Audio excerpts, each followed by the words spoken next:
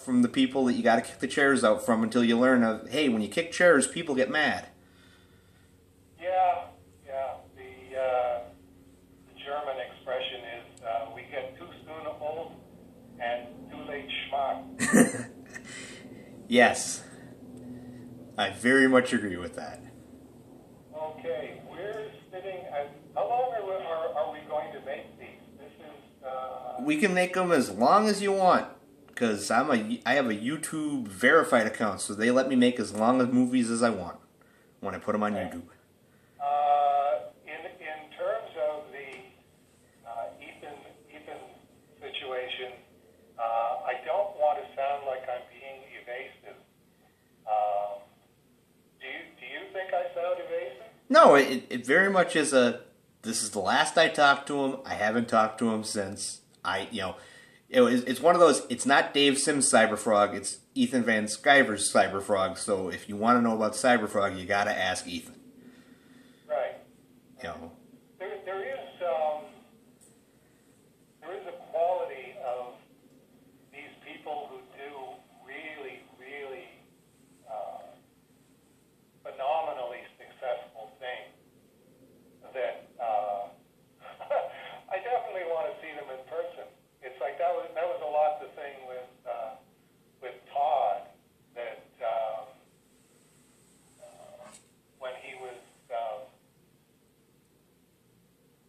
when he was in he wasn't in Arizona, he was in Oregon then, and that was during the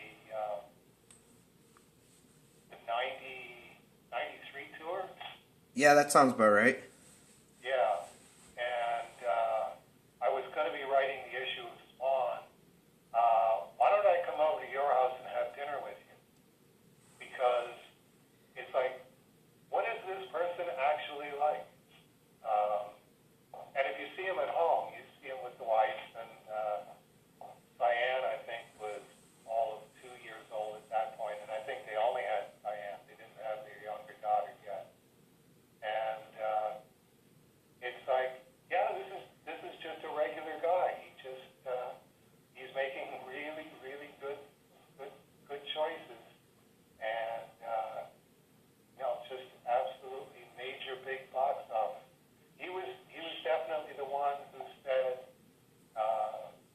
this is the time to really crank these books out while they're selling 1 million copies each.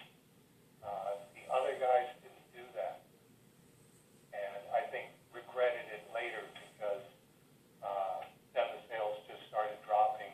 Once they started dropping, they started plummeting because there weren't 1 million comic book fans in the world. I don't think there's 1 million comic book fans now. That's one of the Comicsgate movement. The pro side is that Marvel and DC are making business decisions that are costing them money, and we could sell 1 million books a month again, and it's like, well, historically, no. That's where the old guys come and go, no, print is dead has been something that people have been saying for 20, 30 years at this point, and at a certain point, the audience is fragmented so much that, yeah, you're not going to sell 1 million copies. You're going to be lucky to sell 80,000. Yeah, there was definitely more, or a big part of it was the collector thing of people buying 50 copies of the Hot Number One when they were buying. Individuals were buying 50 copies of Jim Lee's, whatever it was, X-Men. X-Men, yeah, he was the X-Men. X-Men number 1. Todd was Spider-Man number 1. Well, if everybody buys 50 copies, you've got a little bit of a problem. There was an artist that he took a toilet and wallpapered it with copies of X-Men number 1 and sold it at auction, and it sold for, I can't even remember. I think it was a couple grand. Because it was an art installation. And even Jim Lee was like, yeah, that's what's going to happen to a lot of these copies because there are way too many of them. Yeah. There are funny things that happen with that. Like Pete Dixon at Paradise Comics was getting me to sign Spawn 10 that he had located so that he could get them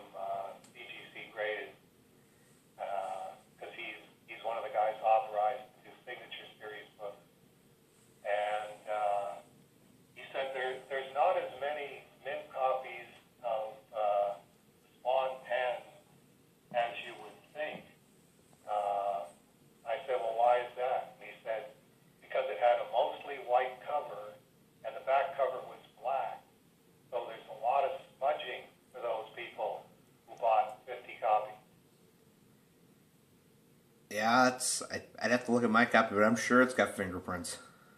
There you go. There you go. So yeah, I'm also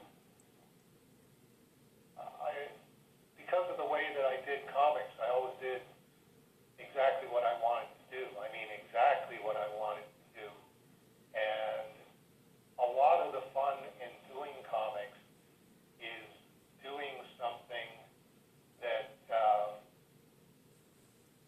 work made for hire or whatever, that is just like really cool. You can't own this, but you did something with it that whoever created it went, that was really cool, which is a lot of the reason that I wanted to write Spawn 10 and not do my own Image comic. I already had my own comic for doing what I wanted to do.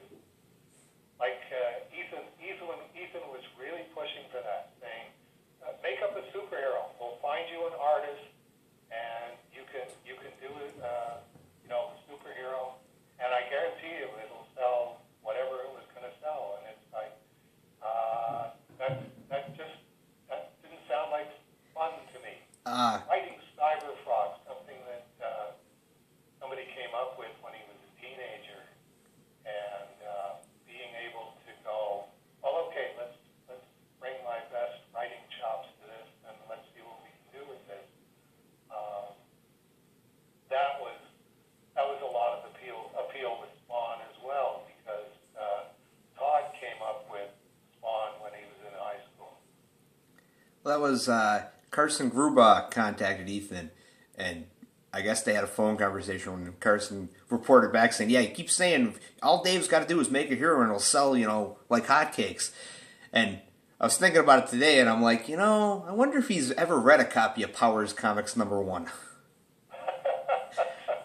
Well, I didn't write that one. Oh, I thought you had written that one.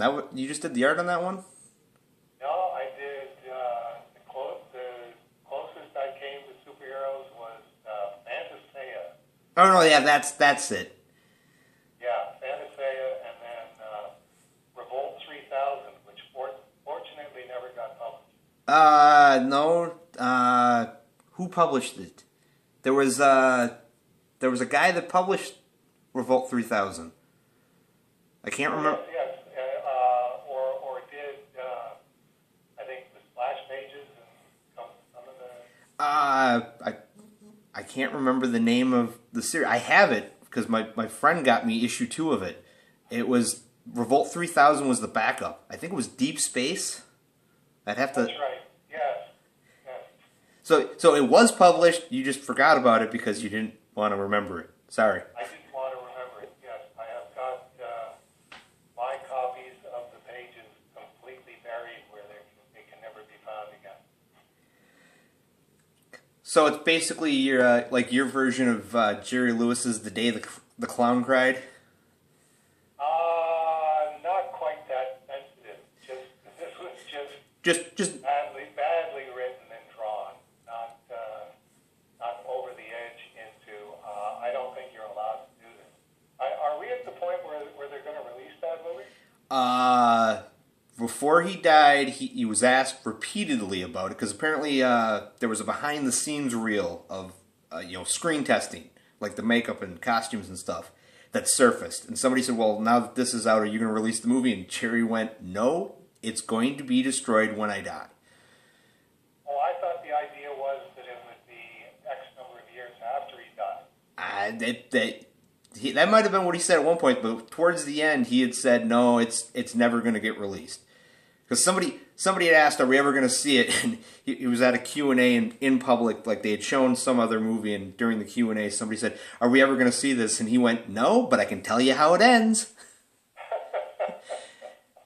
And it's one of those, I didn't hear, this is when I first heard about it, and I looked into it, and I researched it, I'm like, yeah, no, that sounds like a movie that I'm okay with never seeing. Yes. One of those movies, it was a great idea until they said action and started rolling film, and then it turned into something that, no, we don't need to see that. Well, I'm still trying to figure out how Hogan's Heroes ever got made. Uh, Stalag 13, wasn't it? Yeah. Well, no, I understood the premise. It was, But the idea of let's do a sitcom where half the characters are Nazis. right. It's like, I don't think you could do that now. How could you do that less than 20 years after the war? Well, that was I had a friend that got into he was semi-retired and he was getting into watching Hogan's Hero repeats, and he was like, "Did you ever notice? Did you know what Schultz did when before the war?" And I'm like, "No." He's like, "He was a toy maker," and I'm like, "I never saw that episode." And then apparently in the later seasons, Schultz knew about what the POWs were up to and just didn't care. I saw nothing. And Nothing. and every time I quote that, all the people around me look at me like, "What are you talking about?" I'm like, it's a TV show from the 70s that nobody remembers unless you're above a certain age. I just happened to have a subscription to Nick at Night when I was a kid, and so I saw all the repeats. And I mean, I always liked the show, and now I'm older, and I'm like, yeah, I know, you're right. How did that get on TV, and much less stay on TV for more than a year? Maybe we're growing up. That's, that's the when I didn't say maturing. I said maybe we're growing up. when I get to the part where Service throws the baby, if I am so offended I can't finish reading the series and I have to quit the editor position, I'll let you know. Okay. Well, you've got my number. I've got your number. I don't think it's going to happen because I've read that a number of times and it always strikes me as being horrifically funny. We shouldn't laugh at this, but at the same time, babies smell funny. Well, I did revisit that in one of the Cerebus and Al sequences, and yes, if there's any reason that Cerebus would be eternally condemned to being down with the rat-god wretched, the baby throwing thing was it, and because of the fact that he's still rationalizing it, I your infanto throw shaming it. I did read that sequence and it was one of those I'm laughing at it going, it's funny because it's true. I don't think you would ever say, well, maybe I shouldn't have thrown the baby. It was more of a, well, if I had, pitched my arm better, I could have gotten an extra 5 yards. You've got to be able to rationalize it right down to the fine print. How can you throw a baby? Same way you throw a football. Just line your fingers up along the laces and let it fly. There's very few people that are willing to do comedy like that.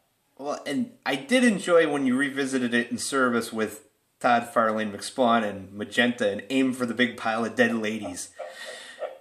That still makes me chuckle. With Widow Magenta. Yeah, never heard back from Todd on that one.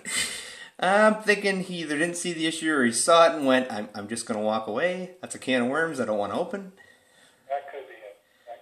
I mean, he did do a book about a guy that escaped from hell and was stalking his ex-wife. I mean, at a certain point, there's certain questions about what was going on there, Todd. Yeah, let's not go there. Like you said. Okay, Matt, I think we're going to wrap it up there. Yeah, no, that's good for me. We'll do this again first Thursday of January. First Thursday in January. And everybody gets to see it the first Saturday in January. I will meet you back here in the same spot. Okay. Take care. Have a Merry Christmas. Say hi to Paula and Janice Pearl and Natasha. I'm even gonna use her correct name. It's Bullwinkle, because I always call it Bullwinkle. That's last night. She wanted to watch a movie. I'm like, you want to watch Thor? Because we're watching the Marvel movies. And she said, yeah. And I walked away for a minute, came back, and she had the Avengers, and she's on the top of her lungs, slamming her finger on the cover, going, that's me, that's me, that's me. I'm like, yes, that's Natasha. And then she's like, you're the Hulk. I'm like, okay. Okay. Let's not go there. I haven't turned green in months. Have a good night, Matt. You too, Dave. Bye. Bye-bye. All right, everybody. See you back next. Well, you'll see me on Monday. You'll see Dave.